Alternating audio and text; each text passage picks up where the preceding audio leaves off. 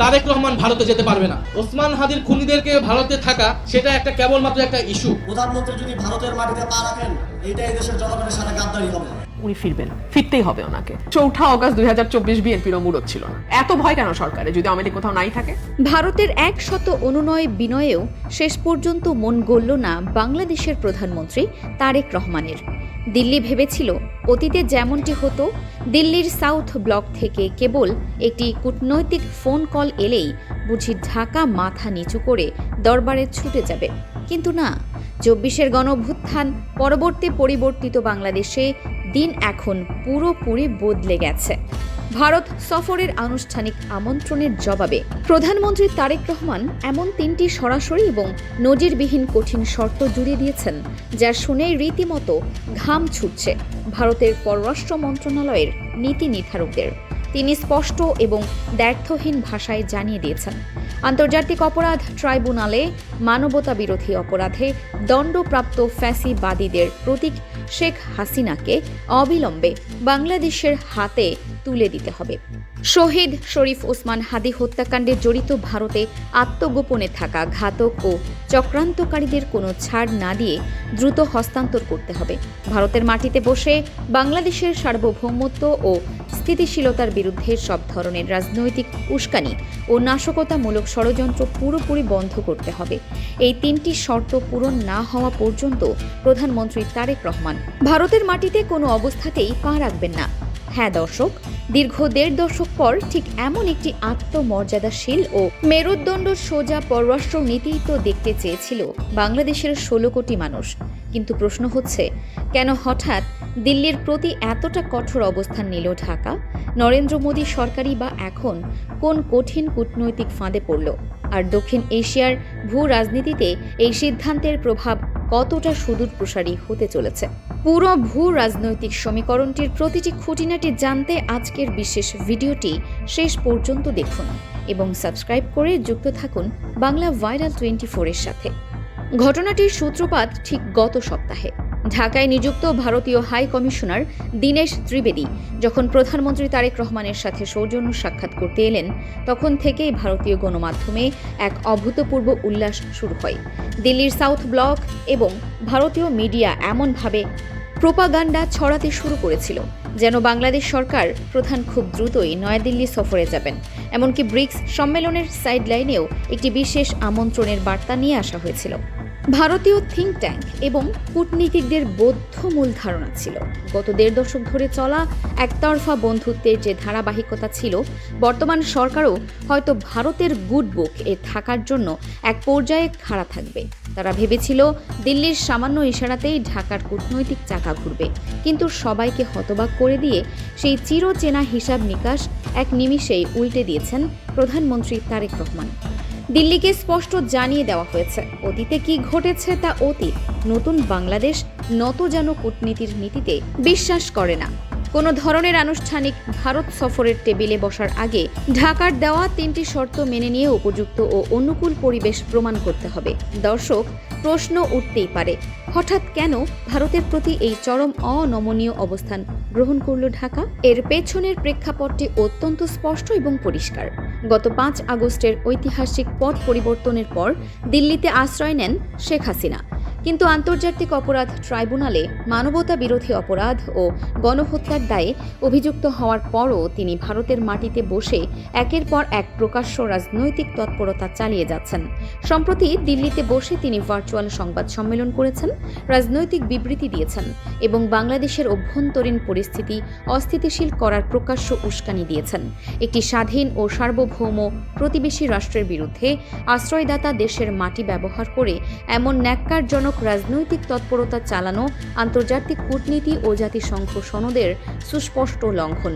ভারত একদিকে বাংলাদেশের সাথে সুসম্পর্কের কথা বলছে, আবার অন্যদিকে বাংলাদেশের বিচার ব্যবস্থার পলাতক আসামিকে রাষ্ট্রীয় আশ্রয়ে রেখে অতৎপরতা চালানোর সুযোগ করে দিচ্ছে।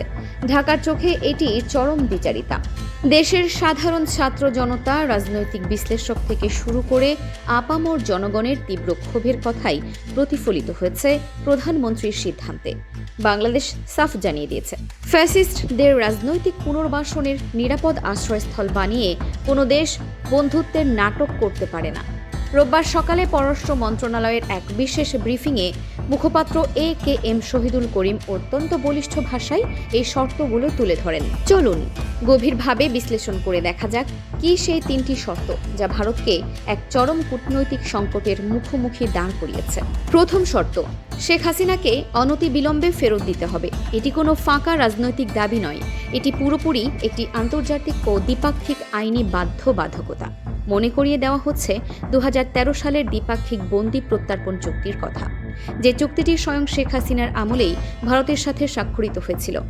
আজ সেই চুক্তির আলোকেই তাকে বাংলাদেশে ফেরত চাইছে ঢাকা। মানবতা বিরোধী অপরাধে অভিযুক্ত ও দণ্ডিত একজন আসামিকে দিনের পর দিন ভারতের রাষ্ট্রীয় আতিথেয়তায় রাখা আন্তর্জাতিক আইনের পরিপন্থী। ভারত যদি সত্যিকার অর্থে বাংলাদেশের জনগণের সাথে সম্পর্ক বজায় রাখতে চায়, তবে এই শর্তটি তাদের জন্য সবচেয়ে বড় অগ্নি পরীক্ষা।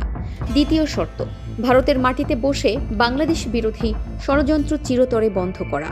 ঢাকা দ্ব্যর্থহীনভাবে জানিয়ে দিয়েছে, ভারতের ভূখণ্ড ব্যবহার করে আওয়ামী লীগ বা কোনো পলাতক গোষ্ঠী যাতে বাংলাদেশের অভ্যন্তরীণ রাজনীতিতে কোনো বিশৃঙ্খলা, গুজব কিংবা নাশকতামূলক কার্যক্রম চালাতে না পারে, তা ভারতকে শতভাগ নিশ্চিত করতে হবে। প্রতিবেশীর জমি ব্যবহার করে অন্য দেশের বিরুদ্ধে ষড়যন্ত্র চালানোর সুযোগ আন্তর্জাতিক আইনের সুস্পষ্ট বরখেলাপ। তৃতীয় শর্ত, শহীদ শরীফ ওসমান হাদি হত্যাকাণ্ডের ঘাতকদের হস্তান্তর।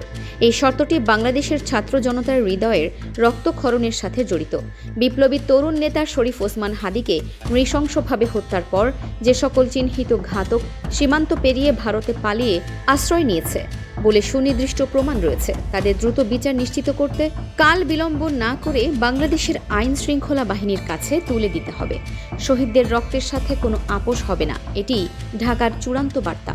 দর্শক, এই 3টি শর্ত কেবল একটি ভারত সফরের শর্ত নয়, এটি আসলে নির্দেশ করে বাংলাদেশের পররাষ্ট্র নীতির এক নতুন দিগন্তের, যে নীতির মূল কথা হলো বাংলাদেশ ফার্স্ট বা সবার আগে জাতীয় স্বার্থ। বাংলাদেশ এখন আর কারো দয়া, করুণা কিংবা ভূ রাজনৈতিক আনুকূল্যে চলতে প্রস্তুত নয়। কোনো পরাশক্তি বা বড় প্রতিবেশী যদি আধিপত্যবাদী মনস্তত্ত্বে একতরফা স্বার্থ হাসিল করতে চায়, তবে ঢাকা যে আর মাথা নত করবে না। তারেক রহমানের এই সাহসী পদক্ষেপ দিল্লির নীতি নির্ধারণী মহলে সেই স্পষ্ট বার্তা পৌঁছে দিয়েছে। সার্বভৌম সমতা, পারস্পরিক শ্রদ্ধা এবং অভ্যন্তরীণ বিষয়ে অনধিকার চর্চা না করার আন্তর্জাতিক রীতির ভিত্তিতেই আগামী দিনে প্রতিবেশীদের সাথে সম্পর্ক নির্ধারিত হবে। প্রধানমন্ত্রী তারেক রহমান এখন অত্যন্ত চাতুর্যের সাথে পুরো কূটনৈতিক বল ভারতের কোর্টে ঠেলে দিয়েছেন। ভারত এখন এক মহাসংকটে। একদিকে তাদের রাজনৈতিক মিত্র শেখ হাসিনাকে বাঁচানোর দায়ে আন্তর্জাতিক মহলে নিজেদের ইমেজ ক্ষুণ্ণ হওয়ার ভয়, অন্যদিকে 18 কোটি মানুষের কৌশলগতভাবে অতি গুরুত্বপূর্ণ প্রতিবেশী বাংলাদেশকে পুরোপুরি হারানোর শঙ্কা। সাউথ ব্লক যদি শর্ত না মানে, তবে ঢাকার সাথে সম্পর্ক আরও তলানিতে গিয়ে ঠেকবে, আর যদি শর্ত মানে, তবে সেটি হবে ভারতের দীর্ঘদিনের পররাষ্ট্র নীতির এক চরম পরাজয়। দক্ষিণ এশিয়ার আগামী দিনের ভূ রাজনীতি কোন মোড় নেবে তা নির্ভর করছে দিল্লির সিদ্ধান্তের উপর। আর পুরো জাতি এখন অধীর আগ্রহে অপেক্ষা করছে দিল্লির উত্তরের জন্য। সম্মানিত দর্শক, ভারতের অনুনয় নাকচ করে দিয়ে এবং শেখ হাসিনাকে ফেরত সহ এই 3টি কঠিন শর্ত জুড়ে দিয়ে প্রধানমন্ত্রী তারেক রহমান কি যোগ্য নেতার মতো সঠিক সিদ্ধান্ত নিয়েছেন? ভারতের মোদী সরকার কি শেষ পর্যন্ত এই শর্ত মানতে বাধ্য হবে? আপনার মূল্যবান মতামতটি আমাদের কমেন্ট বক্সে অবশ্যই লিখে জানান। দেশ ও বিদেশের রাজনীতি এবং আন্তর্জাতিক ভূ রাজনীতির এমন সব গুরুত্বপূর্ণ ও বস্তুনিষ্ঠ বিশ্লেষণ সবার আগে পেতে বাংলা ভাইরাল 24 চ্যানেলটি এখনই সাবস্ক্রাইব করুন এবং বেল আইকনটি অন করে দিন। দেখা হবে পরবর্তী কোনো চাঞ্চল্যকর প্রতিবেদনে। সবাই ভালো থাকুন, সুস্থ থাকুন। আল্লাহ হাফেজ।